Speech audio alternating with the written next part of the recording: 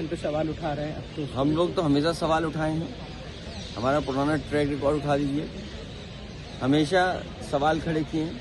और फिर इतनी बेईमानी, आप रिवॉल्वर से आप वोटर को घर से बाहर नहीं निकलने देंगे? क्या रामपुर का चुनाव आपको याद नहीं है? किसी वोटर को घर से बाहर नहीं निकलने दिया। मीरापुर का चुनाव आप भूल जाएंगे, जहां पर रिवॉल्वर लगा करके लोग खड़े हो गए।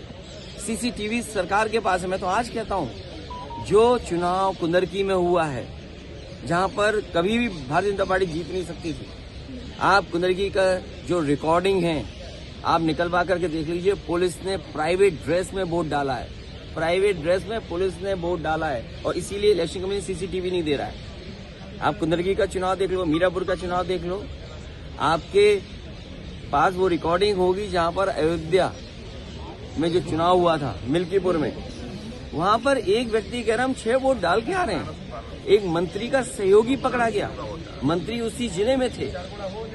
आप क्या इलेक्शन कमीशन के बारे में हम बोले आपको? हमने तो चुनाव लुटते हुए देखा है, अपनी आंखों से चुनाव लुटते हुए देखा और कुछ नहीं कर पाए। तो इससे लोकतंत्र मजबूत नहीं होगा। अगर हमने देखा तो जनता ने भी देखा। आप मीरापुर की जनता से पूछ के आइए, कुंदरकी की जनता से पूछ के आइए, अयोध्या की जनता की पूछ के आइए। आप अंबेडकर नगर में वो कटहरी, वो भी सांसद हैं, उनके परिवार की पत्नी चुनाव लड़ रही थी, वहां के जिलाधिकारी ने कहा चुनाव लड़ाएंगे। फर्रुखाबाद का लोकसभा का चुनाव आप पता कर लीजिए, डीएम को निर्देश गए कि रिजल्ट बीजेपी के पक्ष में आएगा, सपा के पक्ष में नहीं आएगा। बिजली कितनी बार काटी गई, लाठी कितनी बार चलाई गई, और डीएम ने और एसएसपी ने पैसा लिया था। बेईमानी नहीं करेंगे, ये बात मैं ऑन रिकॉर्ड कह रहा हूं।